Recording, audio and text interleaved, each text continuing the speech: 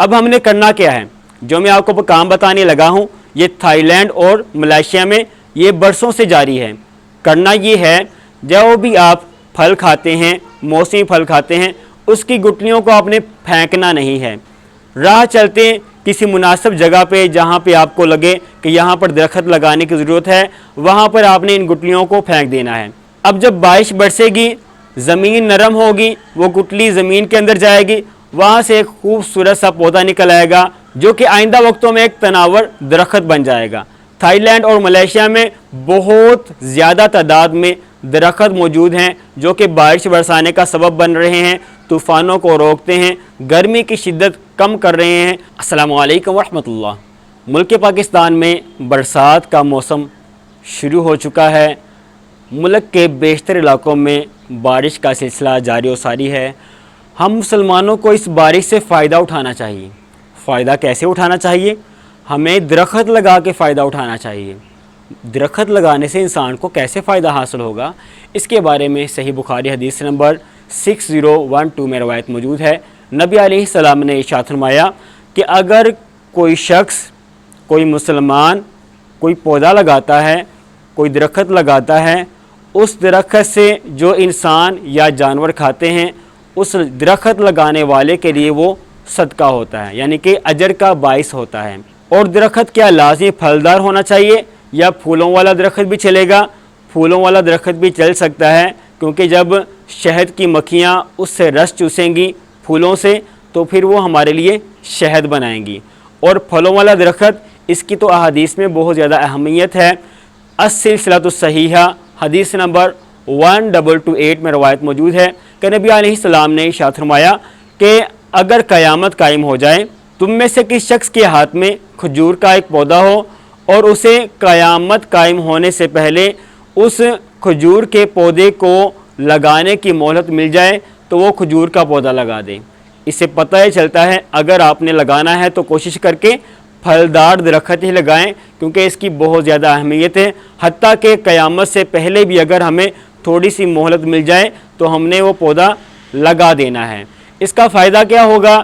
اس کا فائدہ یہ ہوگا، یہ ہمارے لیے صدقہ جاریہ ہو جائے گا۔ وہ 3 اعمال جن کا اجر مرنے کے بعد بھی جاری رہتا ہے، ان میں سے سب سے پہلا عمل ہے نیک اولاد۔ اگر آپ نے اچھی تربیت کی ہے، آپ کے مرنے کے بعد بھی اگر وہ نماز پڑھتی ہے، قرآن مجید کی تلاوت کرتی ہے، تو آپ کے لیے وہ صدقہ جاریہ ہے۔ دوسرے نمبر پہ ہے کہ آپ نے کس کو دین کی تعلیم سکھا دی، کس کو حافظ قرآن بنا دیا، اب وہ جب تک آگے پڑھاتا رہے گا، دین کی تعلیم سکھاتا رہے گا، وہ آپ کے لیے صدقہ جاریہ ہے۔ نمبر 3 پہ ہے آپ نے کوئی رفاہی کام کر دیا، کوئی مسجد بنا دی، کوئی مدرسہ بنا دیا، کوئی واٹر پلانٹ لگا دیا، کوئی کنواں نکلوا دیا پانی کا، یا پھر آپ نے کوئی یتیم خانہ بنا دیا، اور اسی طرح سے اگر آپ نے کوئی درخت لگا دیا، یہ بھی اس صدقہ جاریہ میں شامل ہوگا۔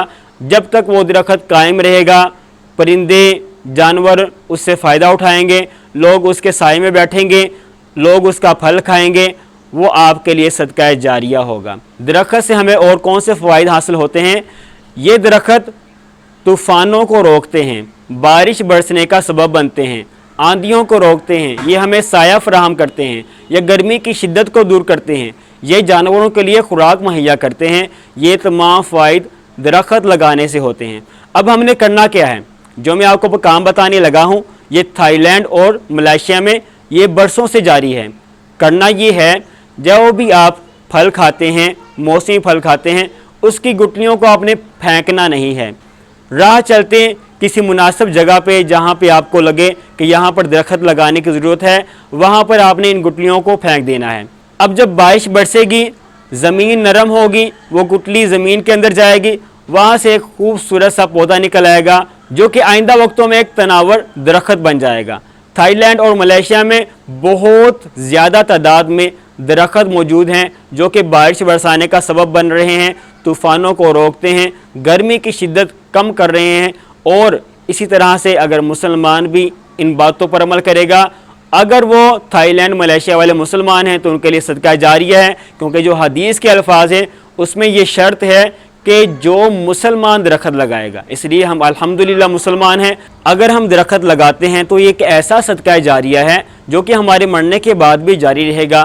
اللہ تعالیٰ سے دعا ہے کہ اللہ تعالیٰ ہر مسلمان کو زیادہ سے زیادہ پودے اور درخت لگانے کی توفیق عطا فرمائے۔ السلام علیکم ورحمۃ اللہ وبرکاتہ۔